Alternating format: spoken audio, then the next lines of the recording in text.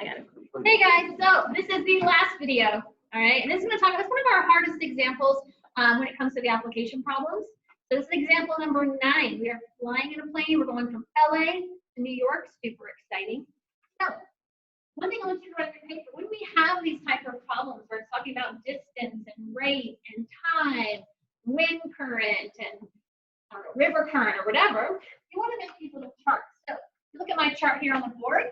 I have it broken up into distance, rate, and time. And then over here on the left-hand side, look at this problem. It's talking about flying with the wind current and then flying back against the wind, okay?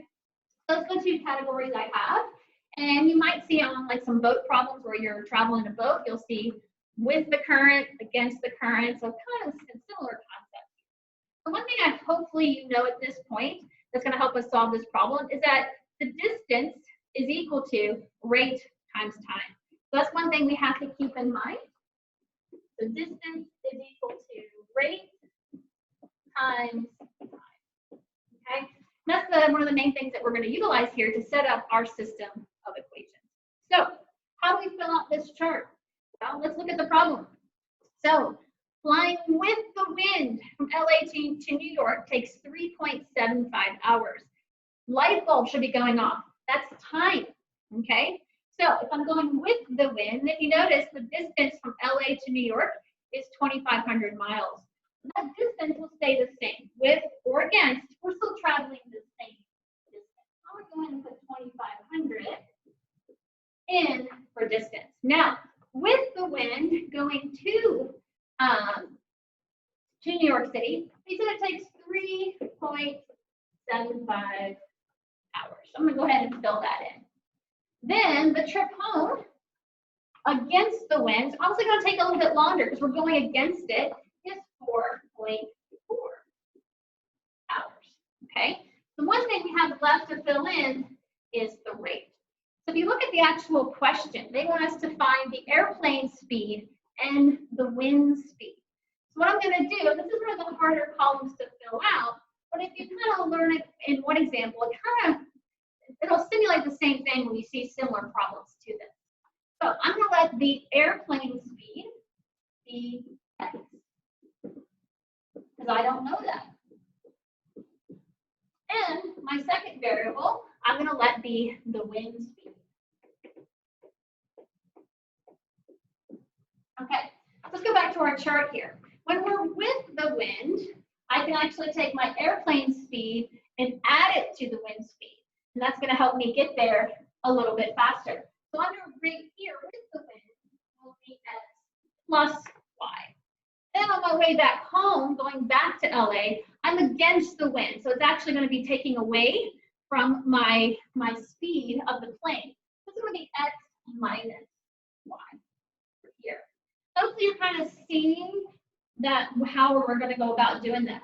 All right, so now that we have our chart filled out, I can go ahead and set up my two system of equations. Once again, using distance is equal to rate times time. So rate times time, I'm going to multiply x plus y times 3.75. So I'm going to go ahead and do some quick distribution. 3.75x plus 3.75y is equal to my distance of 2,500. Then to set up my second equation, I'm going to do kind of a similar thing, but this time I have x minus y times 4.4 equals 2,500. So once again, I'm going to do some quick distribution because it's easy. 4.4x minus, don't forget this is minus, 4.4y is equal to 2,500. So now I have my system. Once again, you're going to need a calculator handy to do this. We don't have some easy numbers to work with. Once again, like I mentioned earlier, I love elimination, so I'm going to go ahead and do that. So to make life easy and I don't have to do a lot of thinking, I'm going to multiply both equations by a number so I can eliminate. So the first equation, I'm going to multiply by 4.4. Bells ringing, but you aren't here. Anyway. Second equation, I'm going to multiply by 3.75. So we'll get something that one of the variables will end up eliminating. It looks like it's going to be 1. So forget it's everything by 4.4. And then my second equation, I'm going to multiply everything by 3.7. All right. So when I do that, I end up with actually pretty decent numbers. I get 16.5x plus 16.5y is equal to 11,000. Always check my math, so make sure to go back and have your calculator, making sure these are right. Then multiply the second equation by 3.75, I'm going to get 16.5 again, minus 16.5y is equal to 9,300. So now I'm working with these two equations, and then when I add them together, my y values are going to eliminate, become 0. I'm going to go over here. So 16.5 plus 16.5 would be 33x, and then 11,000 plus 9,375 is 20,375. Then my last step, we're almost there, guys. Bear with me. Divide by 33,